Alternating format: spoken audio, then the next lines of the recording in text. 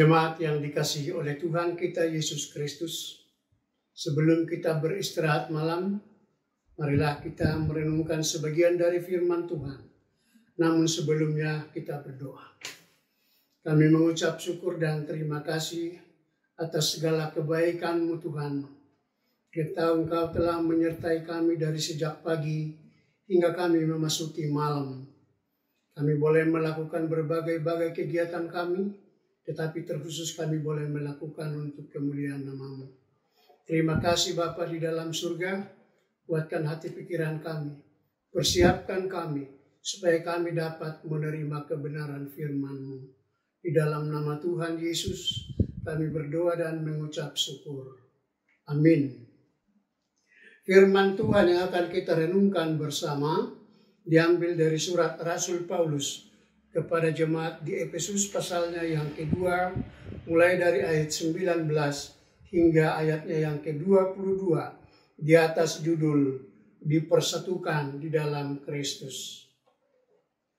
Demikianlah kamu bukan lagi orang asing dan pendatang, melainkan kawan sewarga dari orang-orang kudus dan anggota-anggota keluarga Allah yang dibangun di atas dasar para rasul dan para nabi, dengan Kristus Yesus sebagai batu penjuru. Di dalam Dia tumbuh seluruh bangunan, rapi tersusun, menjadi baik Allah yang kudus di dalam Tuhan.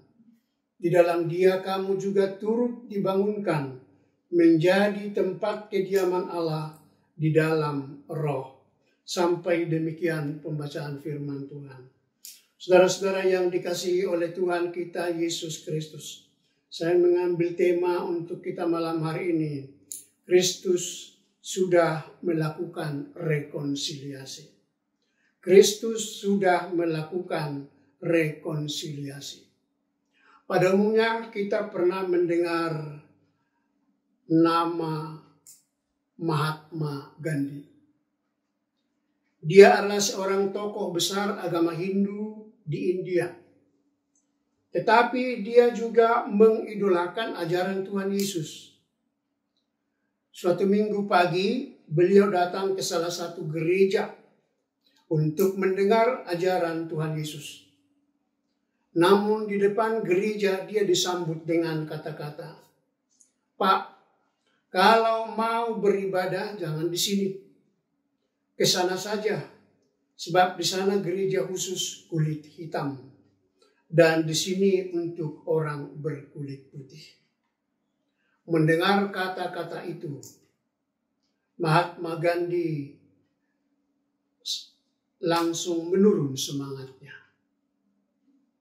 Akhirnya dia berpikir begini, buat apa aku masuk ke gereja kalau orang Kristen sendiri tidak mencerminkan ajaran Tuhan Yesus? Dan akhirnya Mahatma Gandhi pulang. Saudara-saudara yang dikasihi oleh Tuhan, jemaat di Efesus terdiri dari Kristen Yahudi dan Kristen non-Yahudi. Selain menimbulkan kebingungan, ada juga perselisihan di antara mereka. Untuk itulah Paulus merasa perlu membicarakan kesatuan dan kedamaian. Dan salah satu pesan sentral dari surat Efesus lah yang dia sampaikan, yaitu Kristus sudah melakukan rekonsiliasi, atau Kristus sudah melakukan perdamaian antara seluruh jemaat, baik Kristen Yahudi, non-Yahudi, ke dalam satu tubuh melalui karya Yesus di kayu salib. Diskriminasi antara Kristen Yahudi dan non-Yahudi sebenarnya tergolong dibesar-besarkan. Bahkan ada lagi sebutan Kristen Yahudi yang disebut Kristen dekat, karena mereka menerima hukum Taurat. Tetapi walaupun mereka sudah menerima hukum Taurat, justru di tengah-tengah mereka terdapat dinding pemisah, yaitu pemisah antara manusia dengan Allah. Sementara ada yang disebut Kristen jauh, yaitu Kristen yang tidak ikut dalam kelompok menerima hukum Taurat. Tetapi justru sebutan jauh itu sangat berguna. Karena apa? Karena mereka menjadi selalu rendah hati dan mengingat akan kasih setia Tuhan. Jadi ejekan mereka sebagai Kristen jauh justru ternyata memiliki arti yang sangat mendalam. Rasul Paulus juga menjelaskan bagaimana Allah mendekatkan umatnya dan menjadikan satu kesatuan yang damai dalam Tuhan. Perseteruan umat dengan Allah sudah dirubuhkan, sudah didamaikan, dan Kristuslah yang menjadi kurbannya.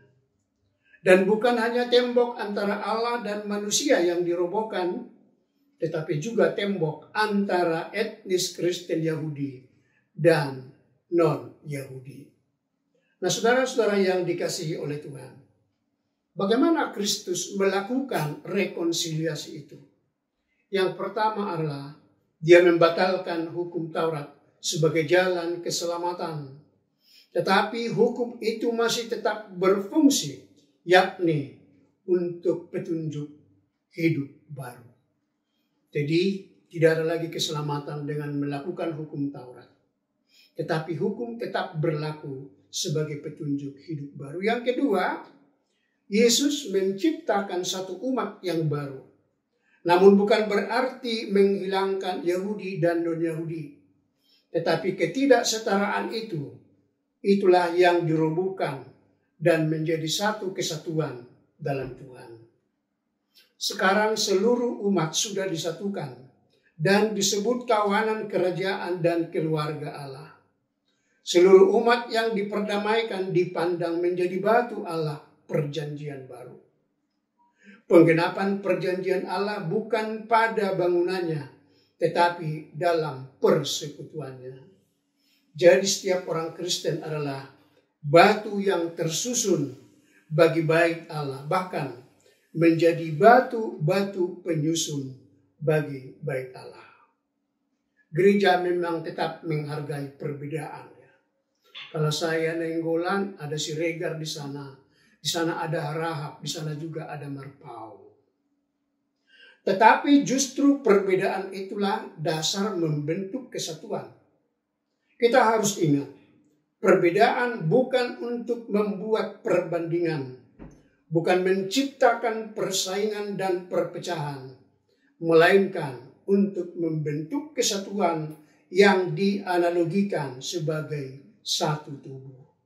Oleh karena itu, jemaat yang dikasihi oleh Yesus Kristus, jangan mempersoalkan perbedaan, tetapi maknailah perbedaan itu sebagai satu kekuatan yang berguna bagi setiap orang. Amin. Mari kita berdoa. Terpuji namamu Bapa di dalam surga, yang telah memperdamaikan dirimu dengan kami melalui Kristus sebagai kurban. Kami sudah menjadi satu kawanan di dalam kerajaan Allah. Oleh sebab itu kami bersyukur karena Tuhan telah mempersatukan kami tanpa memandang bulu siapapun orangnya. Meteraikan firman-Mu Tuhan dalam hati maupun pikiran kami, supaya kami dapat memaknai betapa berartinya pendamaian yang telah Yesus lakukan bagi seluruh umat manusia. Tiba saatnya kami akan beristirahat. Tuhan berkenan menjaga kami, supaya besok kami boleh bangun dengan tenaga yang baru. Terpuji namamu Bapa kekal selamanya. Inilah doa dan harapan kami di dalam nama Tuhan Yesus. Amin.